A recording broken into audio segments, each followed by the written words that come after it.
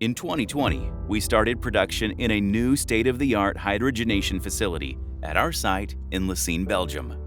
This new facility is a highly flexible modular hydrogenation unit in which we can handle a wide range of different molecules.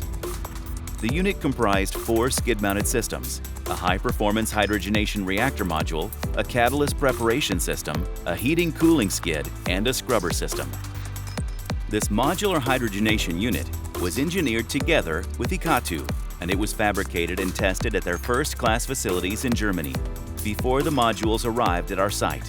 The pre-qualified modules of our new hydrogenation unit were installed on the day of arrival, and we started production within a few weeks.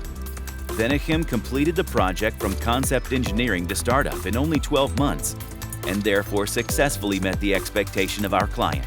As a member of the Moehs Group, we have the expertise and resources to take your project from early phase development to scale up and commercial manufacture.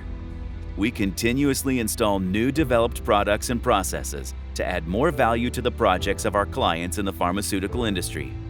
Enjoy working with our experts to accelerate your pharmaceutical ingredients and intermediates to the market.